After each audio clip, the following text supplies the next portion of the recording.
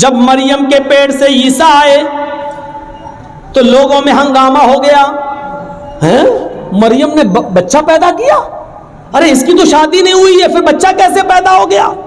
خرافاتی لوگ گھیر لیے، مریم بتاؤ یہ بچہ کہاں سے آیا؟ تم تو محراب میں نماز پڑھتی ہو، عبادت میں مصروف رہتی ہو اور اتنی نیک بنتی ہو، اور پھر شادی سے پہلے بچہ؟ یعنی سب کو دکھاتی ہو، ڈھڈورا پیٹتی ہو، اور حالت یہ ہے کہ تم نے ایک ناجائز بچے کو جنم دے دیا۔ شادی سے پہلے یہ بچہ کہاں سے آیا؟ پہلے تو مریم خاموش رہی، جب لوگوں کے تانے وہ سن نہ سکی، بڑے بڑے کمنٹ، بڑے بڑے گندے کمنٹ بھی آتے ہیں نا، کیچڑ اچھالا جاتا ہے نا، اور یہ تو سامنے دکھ رہا ہے کہ مریم کی شادی نہیں ہوئی ہے، پھر بچہ کہاں سے؟ جب مریم اس کمنٹ کو سن نہیں سکی اور لوگوں کے باتیں اور تانے جب برداشت نہ کر سکی تو اشارہ کر دیا، اس بچے سے پوچھ لو، مجھ سے کیا پوچھتے ہو، اس سے پوچھ لو کہ تیرا باپ کون ہے، وہ خود ہی بتا دے گا، جاؤ جاؤ۔ جب مریم نے اس بچے کی طرف اشارہ کیا، قرآن کیا کہتا ہے؟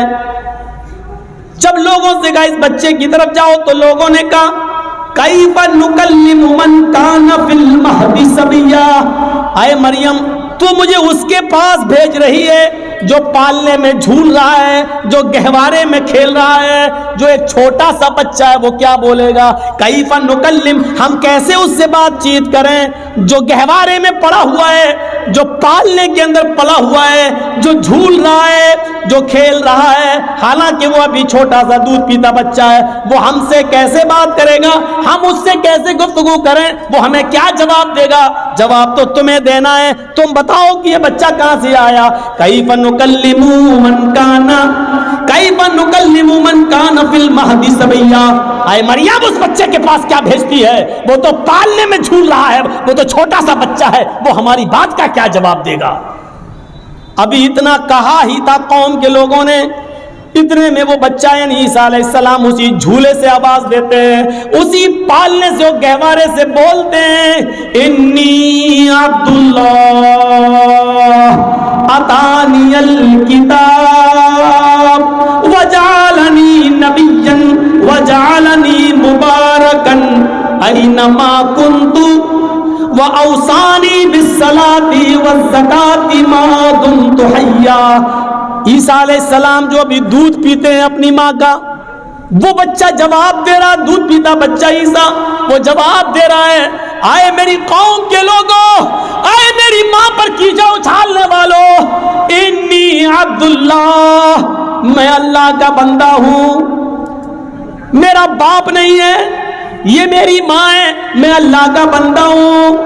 وہ عطانی الکتاب، اللہ نے مجھے کتاب عطا فرمائی ہے، یعنی انجیل دی، آگے بڑے ہو کر جب نبی بنیں گے تو دے گا، عطانی الکتاب، اللہ نے مجھے کتاب عطا فرمائی، وجعلنی نبیا، اور اللہ نے مجھے نبی بنایا ہے، بچہ بول رہا ہے، وجعلنی نبیا، اس نے مجھے نبی بنایا ہے، وجعلنی مبارکا اینما کنت، اور مجھے بڑا مبارک بنایا ہے جہاں میں ہوں، یعنی جہاں جہاں میں جاؤں ہر جگہ برکت ہی برکت ہوگی، وجعلنی مبارکا اینما کنت، میں جہاں جہاں ہوں وہاں اللہ نے برکتوں کے دروازے کھول دیے۔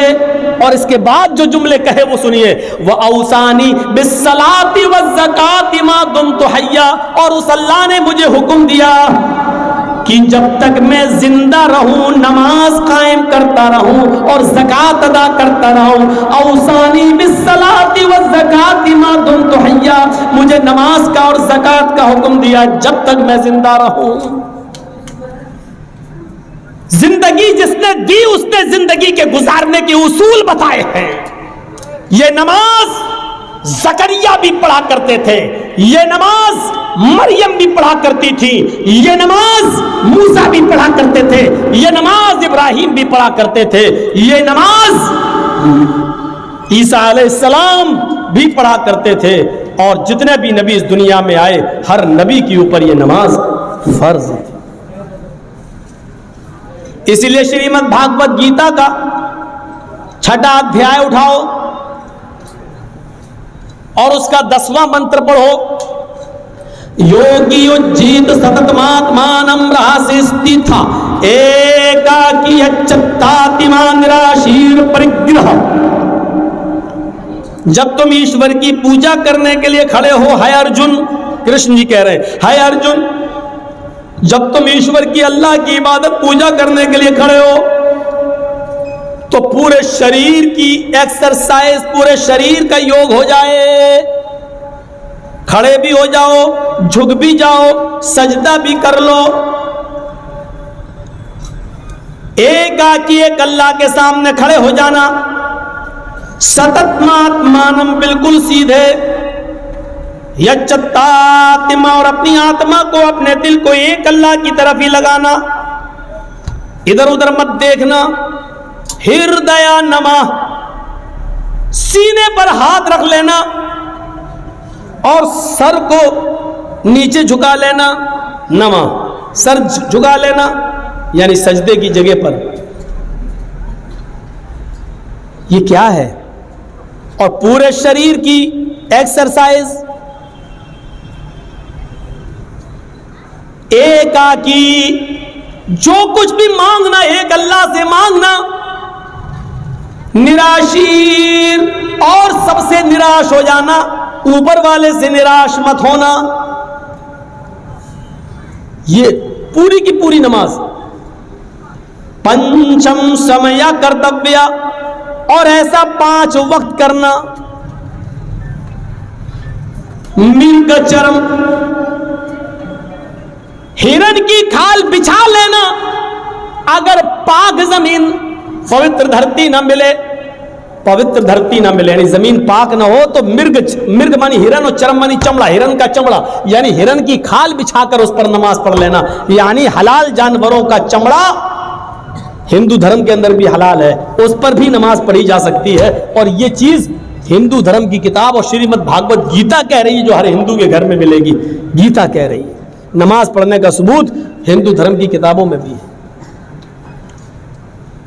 زندگی گزارنے دینے والے نے زندگی گزارنے کے اصول بتائے ہیں, کتاب میں آج موجود ہیں.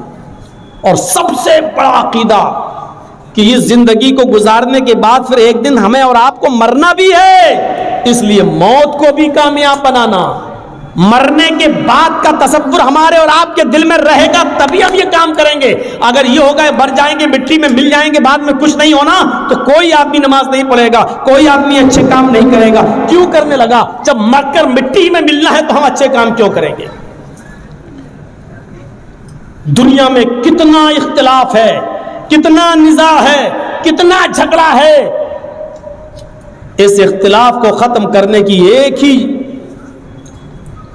اصول ہے اس اختلاف کو ختم کرنے کا, کہ لوگوں کو قیمتی چیز سے جوڑ دیا جائے اور کسی خطرناک چیز سے باخبر کر دیا جائے.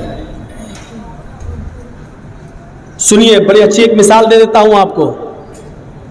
کچھ لوگ لڑ رہے ہیں, گتھم گتھا ہو رہی ہے, یہاں لڑائی ہو رہی ہے, وہ اس کو مار رہا ہے, اس کو مار رہا ہے, پیسہ دے, یہ دو, لڑائی جھگڑا ہو رہا ہے. جرجیت صاحب پہنچ گئے. جرجیت صاحب کے پاس 100 کنچے ہیں. کنچے جانتے ہیں نا, گولی, آپ لوگوں کے یہاں جو بھی بولتے ہو, کنچے ہیں, 100 گولیاں ہیں. جرجیت صاحب نے کہا کہ سنو, یہ میرے پاس 100 گولیاں ہیں, ان میں ایک ریڈ کلر کی گولی ہے, ایک ریڈ کلر کا کنچا ہے. میں ان 100 گولیوں کو ہوا میں اچھال رہا ہوں, زمین پر گرے گا, لیکن ریڈ کلر کی گولی پر 1 لاکھ روپے کا انعام ہے. جس کو ریڈ کلر کی گولی مل جائے گی وہ ہم سے 1 لاکھ روپے لے جائے گا. جرجیت صاحب نے یہ کہہ کر 100 گولیاں ہوا میں اچھال دی. ایمانداری کے ساتھ بتائیے گا وہ لڑنے والے اب کیا کریں گے؟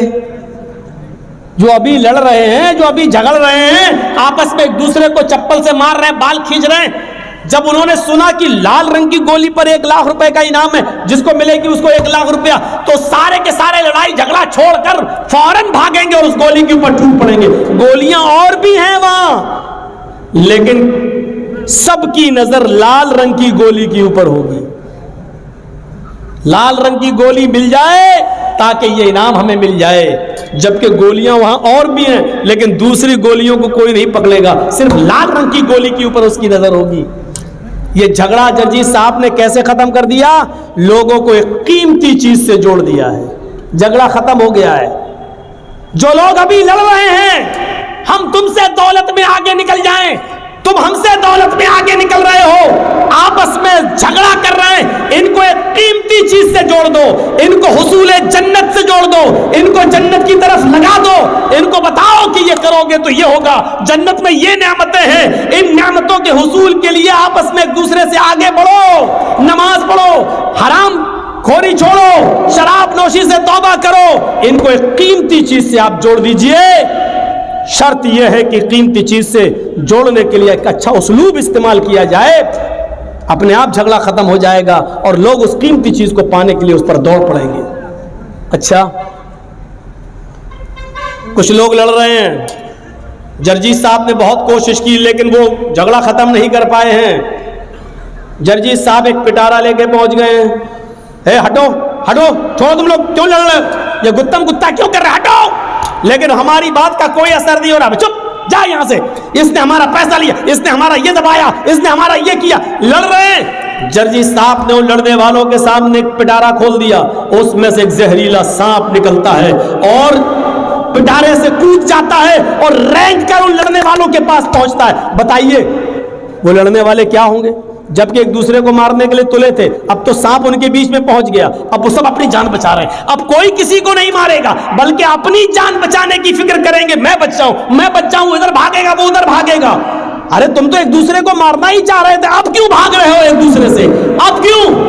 اب ان کو اپنی جان کی فکر ہو گئی ہے، اب وہ اپنا اختلاف اپنا جھگڑا بھول گئے، اب ان کو اپنی جان کی فکر ہو گئی ہے۔ میرے بھائیوں، ایسے لوگ جہاں اس طریقے کے ہوں وہاں ان کو جہنم کے عذاب سے ڈراؤ کہ دیکھو سود کھانے والے کا یہ عذاب، زنا کرنے والے کا یہ عذاب، چوری کرنے والے کا یہ عذاب، مال حرام کھانے والوں کا یہ عذاب، شراب پینے والوں کا یہ عذاب، ان کو بتاؤ اور ہوشیار کرو کہ دیکھو اس سے ہر آدمی کو اپنے آپ کو بچانا چاہیے۔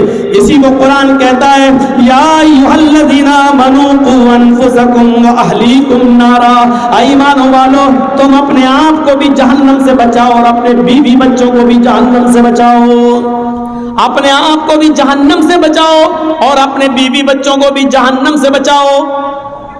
اسی علاقے میں کہیں پروگرام تھا، پروگرام ختم ہونے کے بعد جرجیت صاحب اپنے روم میں جاتے ہیں، رات کے تقریباً 1:30 بجے فون آتا ہے میرے گھر سے، میرا 6 سال کا بچہ اس وقت پیٹ کے درد اور فیور میں بخار میں مبتلا، گھر سے فون آتا ہے 2 بجے اس کی طبیعت بہت زیادہ خراب ہو رہی ہے، جرجیت صاحب کی رات کی نیند اڑ جاتی ہے، فون پہ رابطہ قائم کیا جاتا ہے لیکن ڈاکٹر جو آس پاس کے گھر کے اگل بگل کے تھے ان کے بھی موبائل بند ہیں۔ مجبوراً میں نے اپنی وائف سے کہا کہ تم اپنے بھائی کو فون کرو، جلدی بلاؤ اور اس کو سرکاری ہاسپٹل کی طرف لے کر جاؤ۔ ہماری بیوی اور سالہ لے کر اس بچے کو سرکاری ہاسپٹل کی طرف بھاگتے ہیں، انجیکشن دیا جاتا ہے۔ 2-3 گھنٹے کے بعد جب اطمینان مل گیا کہ بچے کا بخار اتر جاتا ہے اور اس کے پیٹ میں درد میں آرام ملتا ہے، ڈاکٹر نے کہا کل صبح چھٹی کر دیں گے، تب جا کر سکون ملتا ہے۔ میرے پیارے ساتھیوں، ہمارے چھوٹے سے 5, 6, 7 سال کے بچے کے پیٹ کے درد کی خبر سننے کے بعد ہم جیسے لوگوں کی نیندیں اڑ جاتی ہیں، آپ جیسے لوگوں کی نیندیں اڑ جاتی ہیں۔ تصور کرو کہ جہاں ایک چھوٹے سے بچے کا بخار، اس کا فیور اور اس کا پیٹ کا درد آپ نہیں سن پاتے ہیں اور آپ کی نیند اڑ جاتی ہے، قیامت کے دن کا وہ منظر کیسا ہوگا کہ جس دن اپنے بیٹے کو اپنی آنکھوں کے سامنے دیکھا جائے گا لیکن ہم اس سے بھاگ رہے ہوں گے، اپنی بیوی کو اپنے سامنے دیکھیں گے لیکن بھاگ رہے ہوں گے، آج ان کے کوئی کام نہیں آ سکتے ہیں۔ اسی کو قرآن کہتا ہے، یوم یفر المرء من اخیہ وامہ وابیہ وصاحبتہ وبنیہ، قیامت کے دن انسان اپنے بھائی کو دیکھ کر بھاگے گا، وامہ وابیہ، اپنی ماں کو دیکھ کر بھاگے گا، اپنے باپ کو دیکھ کر بھاگے گا، وصاحبتہ وبنیہ، اپنی بیوی کو دیکھ کر بھاگے گا اور اپنی اولاد کو، اپنے بیٹوں کو دیکھ کر بھاگے گا۔ یہ بتاؤ اپنے آپ اختلاف ختم ہو جائے اور لوگ جہنم سے ڈرنے کی فکر کرنے لگے۔ تصور کریں یود المجرم لو یفتدی من عذاب یومئذ ببنیہ وصاحبته واخیہ وفصیلته التی تؤویہ ثم ینجیہ. قرآن کی اس آیت نے جھنجھوڑ کر رکھ دیا ہے. اس دن کیسا ہوگا کہ جب انسان جہنم کا عذاب اپنی آنکھوں سے دیکھے گا، جو اپنے بیٹے کے فبر اور پیٹ کے درد کی خبر سننا بھی گوارا نہیں کرتا ہے دنیا میں، قیامت کے دن وہ چیخ چیخ کر کہے گا مجرم لو یود المجرم لو یفتدی من عذاب یومئذ ببنیہ، چیخ چیخ کر کہے گا اللہ میں اپنے بیٹے کو دے رہا ہوں، یہ میرا بیٹا ہے، تو اس کو جہنم میں ڈال دے. منظر دیکھیے آپ، کتنا خطرناک عذاب. اس بچے کو، اس بیٹے کو جہنم میں ڈال دے. وہ صاحبتی اپنی بیوی کو لے کر آئے گا، اللہ میں بیوی کو فدیے میں دے رہا ہوں، اس کو جہنم میں ڈال دے. وہ اخیہ اپنے بھائی کو لے کر آئے گا، آئے اللہ دنیا میں میرا اور اس کا خون کا رشتہ ایک، میری ماں ایک، میرا باپ ایک، یہ میرا بھائی، لیکن آج تو اس کو لے لے. وَفَصِيلَتِهِ الَّتِي تُؤْوِيهِ، پورا خاندان ایک طرف، اللہ یہ میرا چچا ہے، یہ میرا بابا، یہ کاکا ہے، یہ نانا ہے، یہ دادا ہے، یہ میرا قبیلہ، یہ میرا کنبہ ہے، تو سب لے لے، ان کو جہنم میں ڈال دے. ثم ینجیہ، لیکن اسے بچا لے، مجھے تو جنت میں ڈال دے، ان سب کو جہنم میں پھینک دے. کیسے انسان گوارا کرے گا؟ اپنی اولاد کو اپنے ہاتھ سے اللہ کو دے گا، لے اللہ اس کو جہنم میں ڈال دے لیکن مجھے نہیں، اللہ میری بیوی کو جہنم میں پھینک دے لیکن مجھے نہیں، اللہ میرے بھائی کو جہنم میں ڈال دے لیکن مجھے نہیں، اللہ میرے خاندان کو جہنم میں ڈال دے لیکن مجھے نجات دے دے، میں نہیں جانا چاہتا. تصور کیجیے آپ، یہاں بیٹا جل رہا ہے، آگ لگ جائے گھر میں، بیٹا جل رہا ہے، باپ کسی بھی قیمت پر دروازہ توڑے گا اور بچے کو بچانے کی فکر کرے گا کہ اسی طرح بچا لے، اگر ہم جلتے جل جائے لیکن میرا بیٹا بچ جائے. دنیا کی آگ میں اپنے آپ کو چھلانگ لگا لیتے ہو اپنے بچے کو بچانے کے لیے، لیکن قیامت کے دن جہنم کی آگ کتنی تیز ہوگی.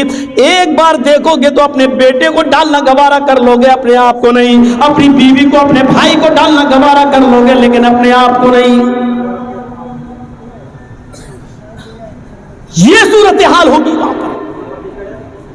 اور یہ تصور ہر مذہب کے اندر ہے.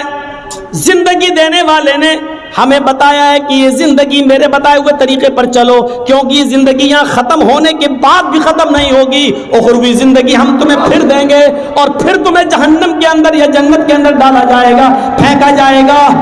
ہمیں اس چیز کا احساس ہونا چاہیے، ایک ڈر ہمارے اندر ہونا چاہیے. آپ کو ایک واقعے کی طرف لے کر چلتا ہوں.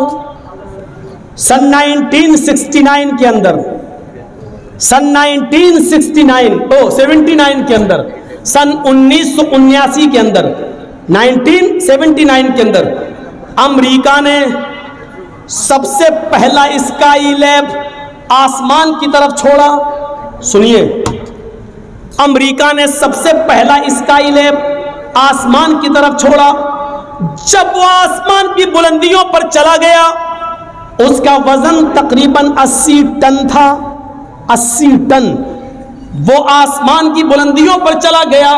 جس دنیاوی سسٹم سے وہ چل رہا تھا، اس کا کانٹیکٹ، اس کا کنیکشن دنیاوی سسٹم سے منقطع ہو گیا، کٹ گیا. اسکائی لیب نے اپنا تعلق دنیا کے سسٹم سے ختم کر لیا، یعنی اب دنیا میں کوئی سسٹم ایسا نہیں جو اسکائی لیب پر کنٹرول کر سکے. 80 ٹن کا وہ اسکائی لیب کنٹرول سے باہر ہو جاتا ہے. امریکہ نے اعلان کر دیا پوری دنیا کے اندر، لوگوں اسکائی لیب سے کنٹرول ختم ہو گیا ہے، اب یہ زمین کی طرف آ رہا ہے اور یہ دنیا کے کسی بھی ملک میں، دنیا کے کسی بھی دیش میں کسی بھی وقت گر سکتا ہے. لہذا اپنے آپ کو خود بچاؤ اور اپنے آپ کی حفاظت کرو. غور کیجئے، اسکائی لیب 80 ٹن کا اس دنیا کی طرف تیزی کے ساتھ گر رہا ہے، تیزی کے ساتھ آ رہا ہے اور پوری دنیا کے اندر مشہور ہو گیا کہ اسکائی لیب نے اپنا تعلق، اپنا کنٹرول ختم کر دیا. لوگ بھاگنے لگے. ایسا لگ رہا تھا کہ ہر انسان یہ سوچ رہا ہے وہ اسی کے اوپر نہ گر جائے. پوری دنیا میں کھلبلی مچ گئی اور مسجدوں میں, کنیساؤں میں, گرجا گھروں میں دعائیں ہونے لگیں کہ اے اللہ, جو جس کو ماننے والا ہے, اے اللہ اس کو ہمارے سروں پر نہ گرنے دے, ہمارے سروں سے بچا لے.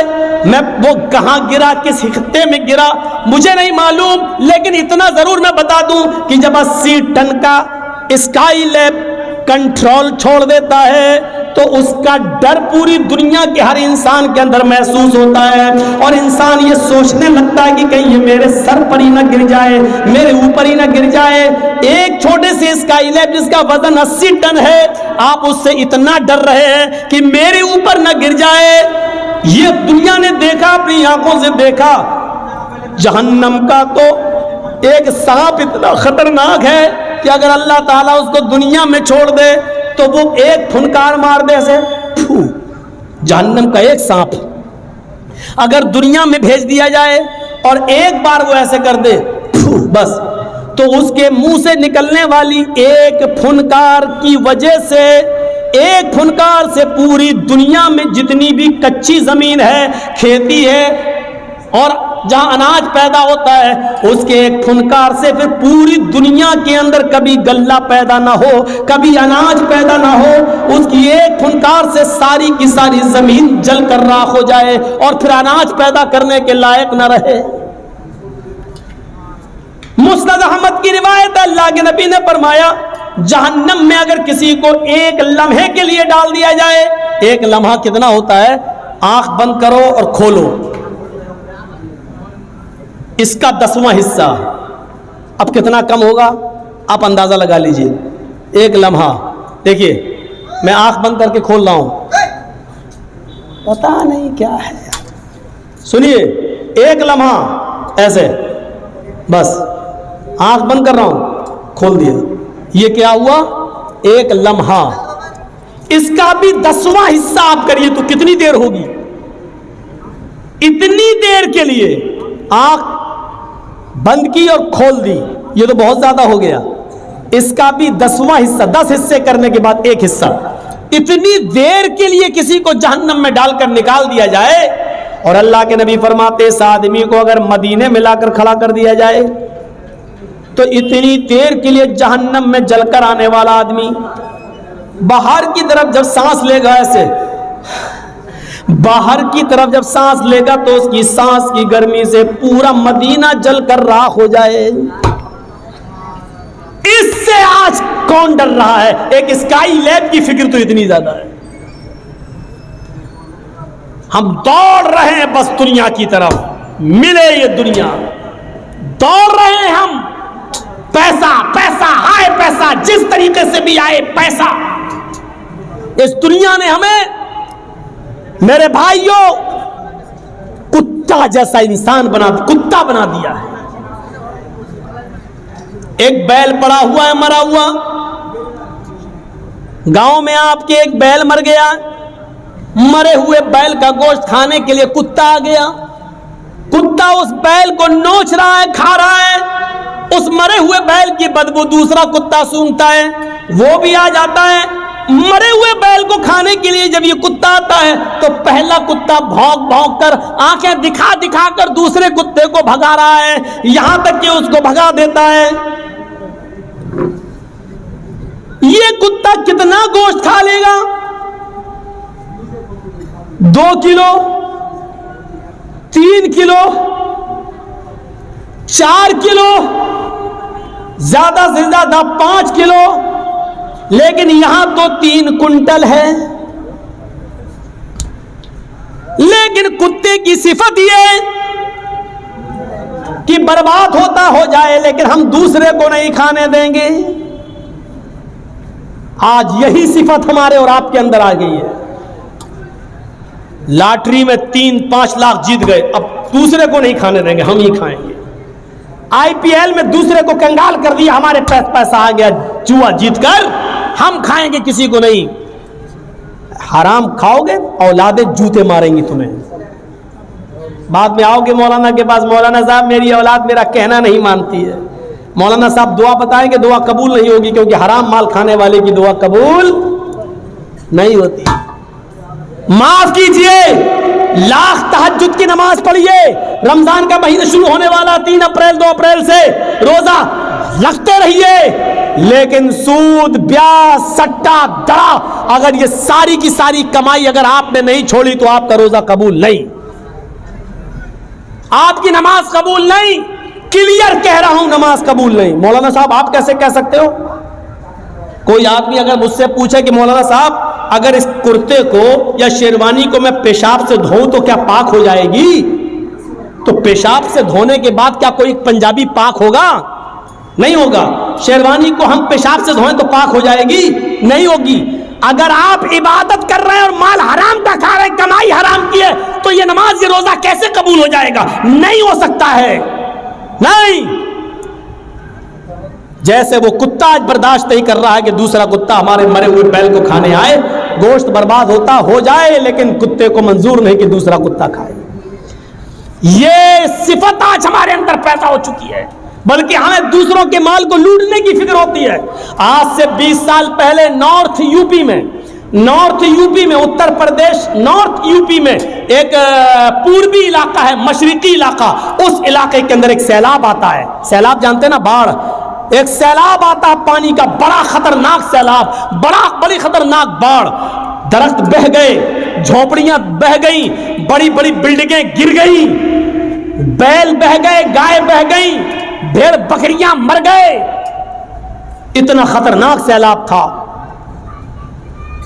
جب سیلاب تھوڑی دیر کے لیے بند ہوتا ہے تو کچھ لوگ اس گاؤں کا حال دیکھنے کے لیے آتے ہیں. پورے گاؤں میں سناٹا ہے, لاشیں تیر رہی ہیں, جانور مرے پڑے ہیں, لیکن کچھ لوگ پانی کے اس طرف اپنا مال بچانے میں کامیاب ہیں اور ایک طرف بیٹھے ہوئے ہیں, لیکن پانی اتنا زیادہ ہے کہ وہ اس طرف نہیں آ سکتے ہیں.